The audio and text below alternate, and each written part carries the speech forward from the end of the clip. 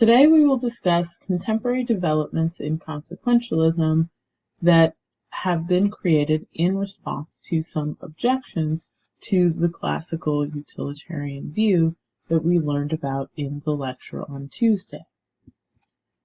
Briefly, I would like to review the basic features of classical utilitarianism so that we can move from them to the objections presented by other theorists and go from that to the responses in contemporary utilitarianism that have been developed to modify the theory and make it more plausible.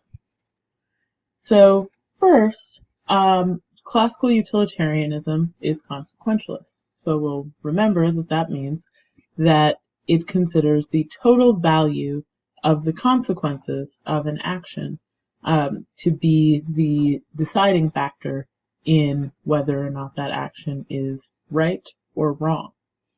Consequentialism is also maximizing.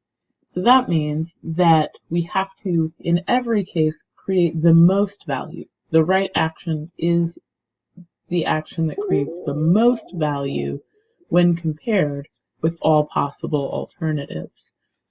It is also a welfarist theory, and welfarism is, of course, the view that value has to do with states of well-being for living things, typically with an emphasis on humans, but again, all living things are often taken into account.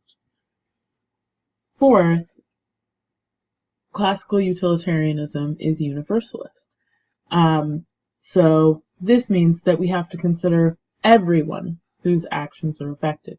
There's no individual or group who would be affected by our actions who we can exclude from our calculation of the overall value created by that action. And finally, it is impartialist. That is, we have to weigh each person's, the consequences to each person equally. So that yields this principle. The deontic status of an action, so again, this means whether it is right or wrong, is determined entirely by how much intrinsic value the action would produce compared to other alternative actions one could perform instead, where intrinsic value has to do with welfare, and where equal consideration is given to all individuals who will be affected by the action in question.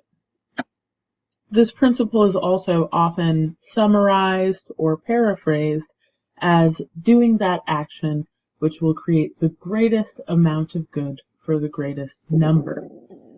So it is generally applied on the assumption that what we find most appealing when making our moral decisions is doing the thing that has the best outcome, which seems overall trivially somewhat true.